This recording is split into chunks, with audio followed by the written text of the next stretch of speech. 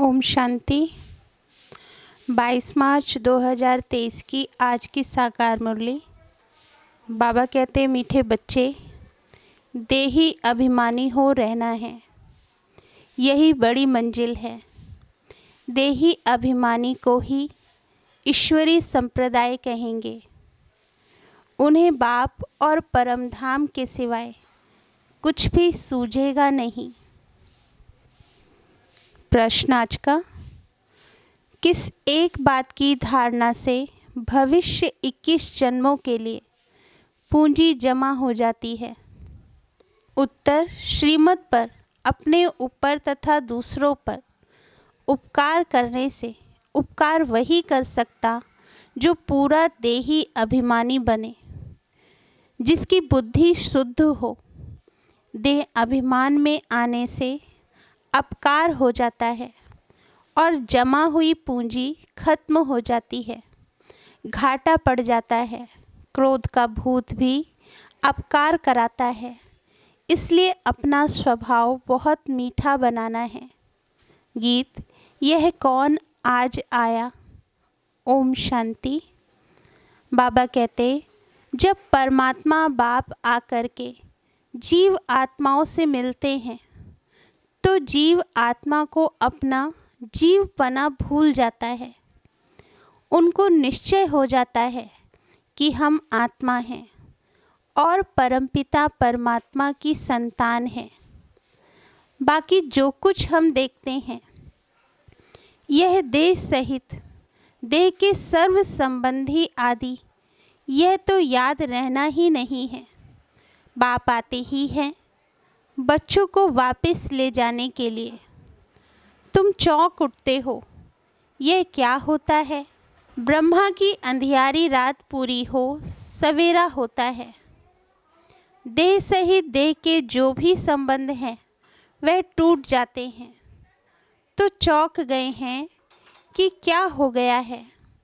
यह पुरानी दुनिया देखने में नहीं आती, बस बाप और परमधाम ही सूझता है। यह वंडर है ना।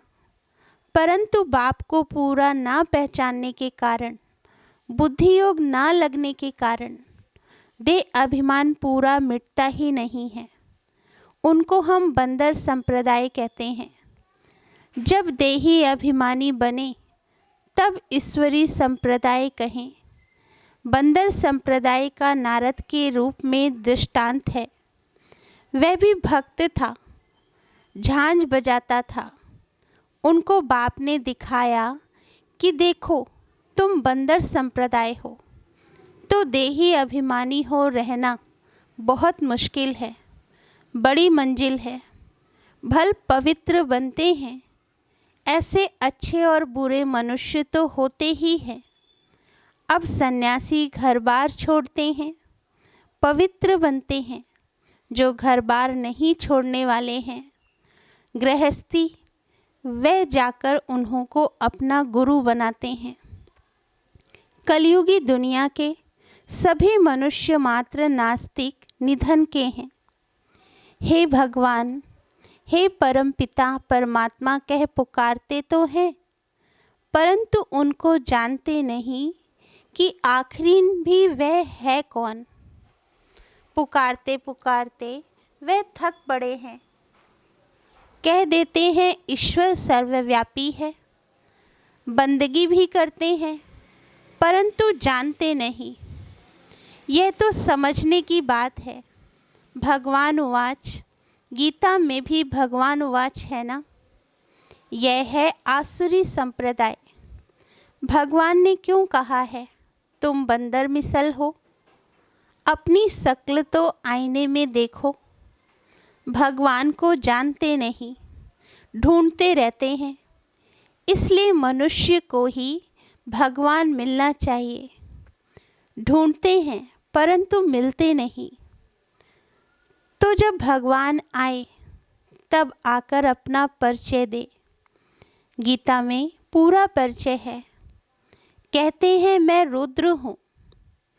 मुझ रुद्र ने यह ज्ञान यज्ञ रचा है। अगर कहें श्री कृष्ण ने रचा तो कहें मैं श्री कृष्ण तुमको राजयोग सिखाता हूँ, परंतु श्री कृष्ण ज्ञान यज्ञ होता ही नहीं। यह तुम बच्चे ही जानते हो, बाकी तो सब मनुष्य मात्र आयरन एजड हैं। मुख से पत्थर ही निकालते रहते हैं। झूठ बोलने वालों के लिए कहते हैं इनका मुंह काला है। जब संन्यास धर्म की स्थापना होती है उस समय सृष्टि रजो है, तो भारत को पवित्रता में थमाने लिए यह पवित्र धर्म की स्थापना होती है। बाबा कहते उनको रजोगुणी सन्यासी कहा जाता है। सन्यास जरूर करते हैं परंतु रजोगुणी, वह कोई सतोप्रधान नहीं है। जब भारत काम चिता पर चढ़ने से जलना शुरू हो जाता है तब ड्रामा में सन्यास का भी पार्ट है। उनको कोई सहज राजयोग नहीं कहेंगे, वह भगवान ने ही सिखाया था। वे तो भगवान को ही नहीं जानते। यह बड़ी भारी भूल कर दी है जो श्री कृष्ण को द्वापर में ले गए हैं। बाप बैठ भूले हुए मनुष्यों को समझाते हैं, परंतु समझाने में बड़ी रिफाइनेस चाहिए। सन्यासी लोग कहते हैं आप सन्यास धर्म की निंदा करते हो। बोलो आकर समझो, पहले बताओ तुम निंदा किसको कहते हो। परमपिता परमात्मा जो सबका बाप है, गीता का भगवान है, उसने समझाया है। श्री कृष्ण ने नहीं, परमपिता परमात्मा ने आकर कहा है कि ये कलयुग का अंत है। मनुष्य की बुद्धि जर्जरी भूत आसुरी बन गई है। यह है ही पतित आसुरी राज्य, सतयुग में है पावन दैवी राज्य। वह समझते हैं हम ही ईश्वर हैं, परंतु वो तो है नहीं। ईश्वर तो सभी का एक है जिसको सब याद करते हैं। यह समझने की बातें हैं। समझना हो तो समझो, परंतु समझाने वाला बड़ा रिफाइन चाहिए। जिनमें क्रोध का भूत होगा वे क्या समझा सकेंगे।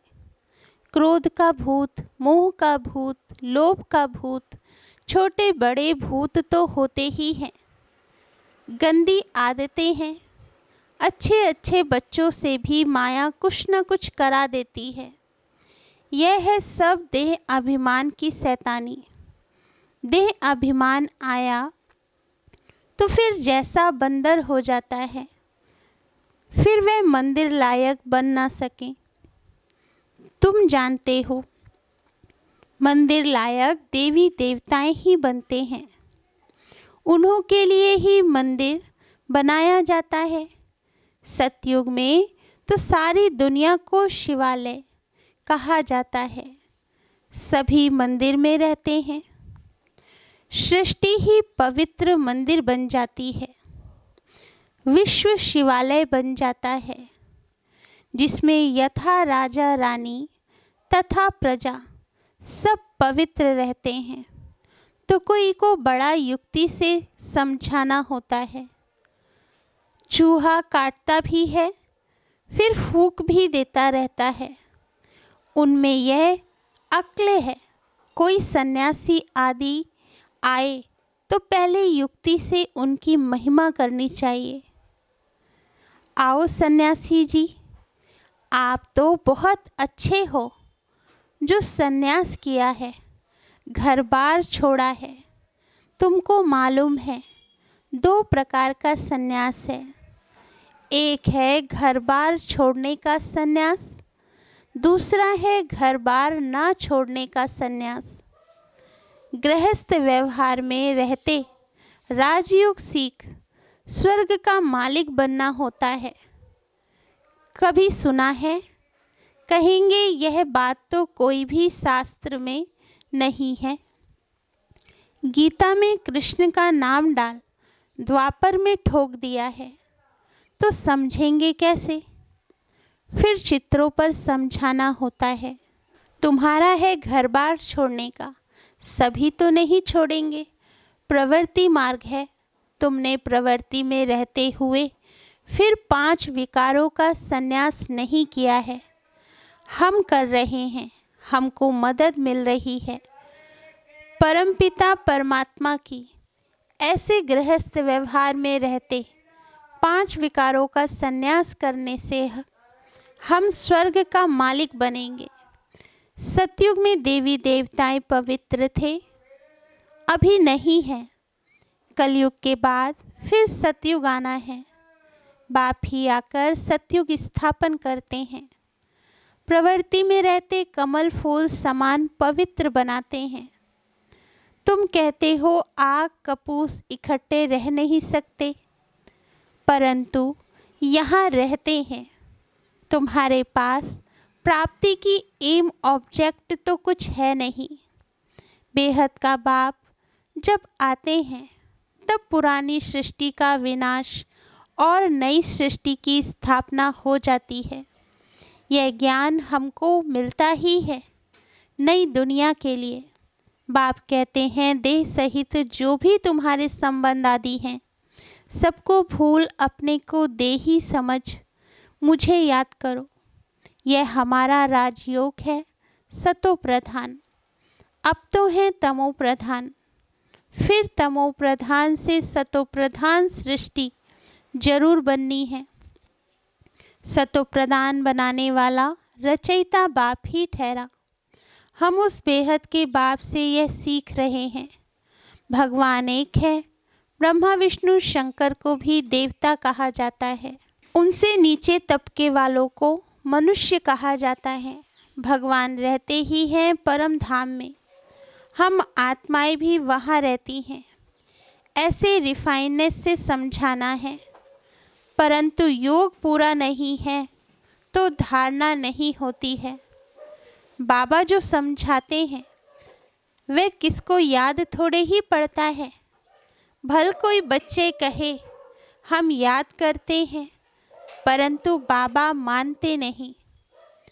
अगर तुम याद करते हो तो बुद्धि शुद्ध होनी चाहिए और धारणा अच्छी होनी चाहिए। धारणा है तो फिर करानी भी है, उपकार करना है। तुम जानते हो बाप आकर सब पर उपकार करते हैं। माया रावण अपकार करते हैं। बाप आकर एक ही बार इतना उपकार करता है जो 21 जन्म हमारा उपकार हो जाता है। उपकार कहो अथवा कृपा आशीर्वाद आदि जो कहो, द्वापर में फिर अकृपा शुरू हो जाती है। रावण अपकार करते हैं, श्रीमत से ही तुम कोई का भी उपकार कर सकेंगे। फिर देह अभिमानी बना तो अपकार करना शुरू कर देंगे। उपकार करने से भविष्य 21 जन्मों के लिए पूंजी जमा होती है। अपकार करने से भी जो जमा हुआ होता वह भी खत्म हो जाता है।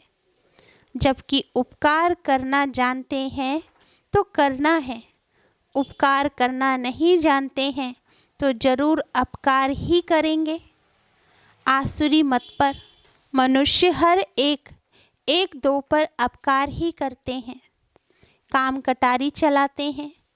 बाप को भूला, उपकार करना भूला तो वह फिर अपकारी जरूर बनेगा। सेकंड में उपकार, सेकंड में फिर अपकार कर देते हैं। अच्छे अच्छे बच्चे कितने उपकारी थे, उपकार करने की शिक्षा जानते थे, अपने ऊपर भी उपकार करते थे तो औरों पर भी करते थे।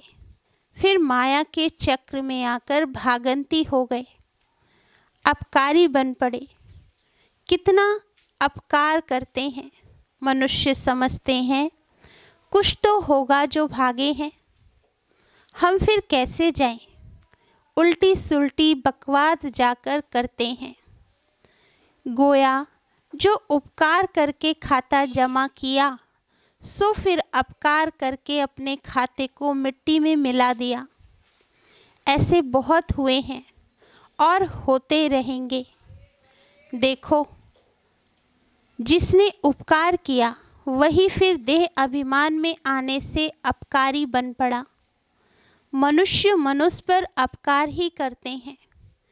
उपकार कोई कर ना सके जब तक श्रीमत पर ना चले। अपकार कराने वाली रावण मत है। अभी अभी श्रीमत, अभी अभी रावण मत पर चल पड़ते हैं। क्रोध का भूत आया और अपकार कर लिया। बाप पर अपकार का कलंक लगा दिया, निंदा करा दी। बाप क्या कहेंगे? ईश्वरी औलाद ऐसे होते हैं, वे फिर दिल से उतर जाते हैं। कोई का भूत निकल जाता है तो फिर महिमा भी करते हैं। क्रोध बहुत खराब है, इसलिए बाबा हमेशा कहते हैं मीठे टेम्पर स्वभाव वाले बनो। क्रोधी टेम्पर अज्ञान है। बाप समझाते हैं ममत्व को बिल्कुल छोड़ना है। ममत्व टूटते टूटते जब अंत का समय आएगा तब संपूर्ण बनेंगे। रे सेना, बच्चे जानते हैं मम्मा बाबा पहले पहुँचते हैं तो उनकी मत पर चल फॉलो करना चाहिए, धारणा करनी चाहिए। माँ बाप के दिल पर चढ़ेंगे तो तख्त पर भी बैठेंगे। अपने से पूछना है कि हम लक्ष्मी को वरने अर्थात माँ बाप के तख्त पर बैठने लायक बने हैं। अगर समझते हैं हमारे में क्रोध है तो वह कभी दिल पर चढ़ ना सके, ना भविष्य में महाराजा महारानी बनेंगे। कदम कदम श्रीमत पर चलना है। अगर ट्रेटर बन पड़े तो जाकर चंडाल बनेंगे। हूबहू कल्प पहले वाली बातें बाबा रोज रोज सुनाते रहते हैं। उनमें कहाँ भी फर्क नहीं पड़ सकता। कितना ज्ञान का नशा रहना चाहिए, परंतु जो सर्विस पर होंगे उनको रहेगा। जो जैसी सर्विस करते हैं उनको फल जरूर मिलता है। नंबर 1 है नॉलेज देना, उसमें बहुतों को सुख दे चक्रवर्ती बनाना है। औरों को बनाएंगे। सर्विस की युक्तियाँ तो बहुत अच्छी बताई जाती हैं, कहाँ भी सर्विस हो सकती है। फिर करके 100 में से 1 जागेगा। मेहनत का काम है। ऐसे ऐसे रात दिन बाबा का विचार सागर मंथन चलता है। अनेक प्रकार के विचार चलते हैं। कितने विघ्न पड़ते हैं। विश्व को पवित्र स्वर्ग बनाना है, उसके लिए अथाह ख्यालात चलते हैं। ख्यालात करते करते रात से सुबह हो जाती है। इसलिए गाया हुआ है नींद को जीतने वाले बाबा को कभी कभी तो नींद ही नहीं आती। बच्चों को विश्व का मालिक बनाना है तो इतना फिक्र रहता है। तुम बच्चों को भी इतना फिक्र रहना चाहिए कि हम श्रीमत पर कहाँ तक चलते हैं। बाप दादा संग हम बच्चों को ही कूल्हा कंधा देना है। सारी पुरानी दुनिया को रवाना करना है। अच्छा मीठे मीठे सिकिल दे बच्चों प्रति। माँ पिता बाप दादा का याद प्यार और गुड मॉर्निंग। रूहानी बाप की रूहानी बच्चों को नमस्ते। धारणा के लिए मुख्य सार।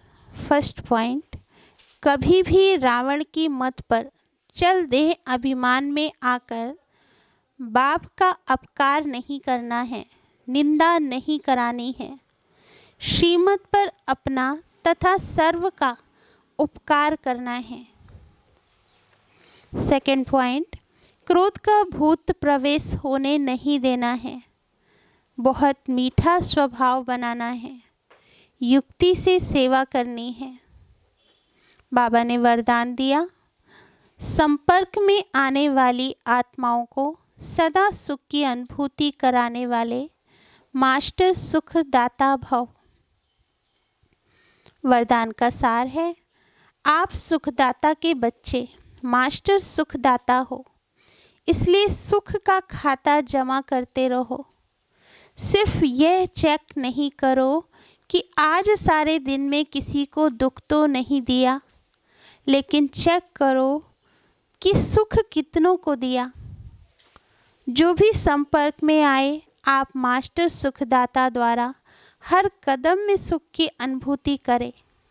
इसको कहा जाता है दिव्यता व अलौकिकता। हर समय स्मृति रहे कि इस एक जन्म में 21 जन्मों का खाता जमा करना है। स्लोगन, एक बाप को अपना संसार बना लो तो अविनाशी प्राप्तियां होती रहेंगी। अच्छा, ओम शांति। मीठे बाबा।